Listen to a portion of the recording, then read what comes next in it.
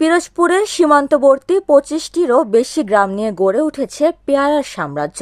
বিস্তীর্ণ এলাকা জুড়ে থাকা পেয়ারা বাজার এখন শুধু পেয়ারা চাষের কেন্দ্রই নয়, এটি এক জলজ ও সংস্কৃতি আর ঐতিহ্যের প্রতিচ্ছবি হয়ে উঠেছে।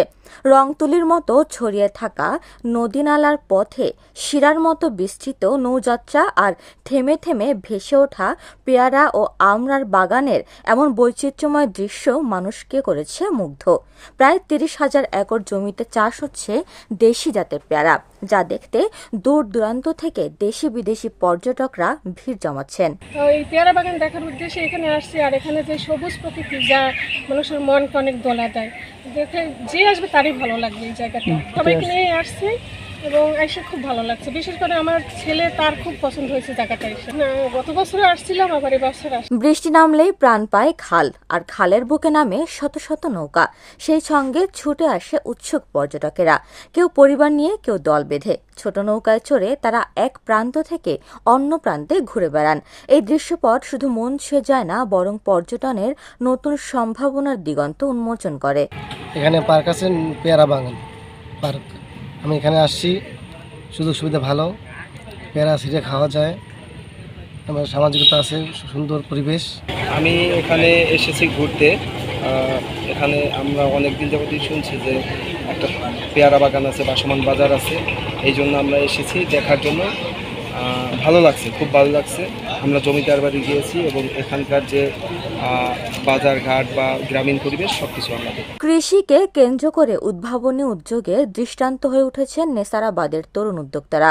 পেয়ারা বাগান গড়ে তুলে সেটিকে শুধুই একটি কৃষি বাগান হিসেবেই সীমাবদ্ধ রাখেননি, বরং তা রূপ দিয়েছেন একটি জনপ্রিয় পর্যটন কেন্দ্রে।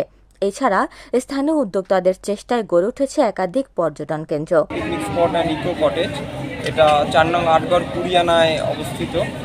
আমাদের এই যাত্রা শুরু হয় 2018 সাল থেকে, বা 5 বছর যেটা হইতে আছে। এখনো পর্যন্ত পর্যটকের আগমনের সংখ্যা দিন দিন বাড়তে আছে, এই পরিবেশ উপভোগ করতে আছে।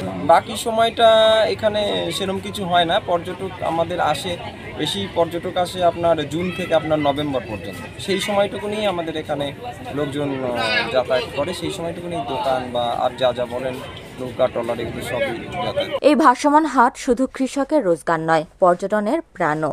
বর্ষাকালে পর্যটকেরা ভিড় করেন প্রকৃতির নিবিড়তা, কৃষি জীবনের গন্ধ আর অজস্র অনভিজ্ঞ মুহূর্তের খোঁজে। দিন দিন বেড়েই চলেছে দর্শনার্থীর আনাগোনা, নতুন করে জেগে উঠেছে স্থানীয় অর্থনীতি, সৃষ্টি হচ্ছে হাজারো কর্মসংস্থান। আমাদের নেসারাবাদ উপজেলায় পেয়ারা বাগান একটি বেশ ঐতিহ্যবাহী স্থান। 600 হেক্টর জমিতে পেয়ারার চাষ হয়েছে এবারে, এবং ওখানে আমাদের উৎপাদন প্রতি হেক্টরে 10 টন করে উৎপাদন আমাদের। এবং আমরা কৃষি সম্প্রসারণ অধিদপ্তর নেসারাবাদ পিরোজপুরের পক্ষ থেকে আমরা তাদেরকে সার্বিক সবসময় তাদেরকে পরামর্শ দিয়ে থাকি। আমাদের নেসারাবাদে যে আমাদের 22টি কালেকশন পয়েন্ট রয়েছে পেয়ারার, সেখানে দেখা যায় যে আমাদের এই পেয়ারাকে ঘিরে 3টি পর্যটনের স্পট রয়েছে।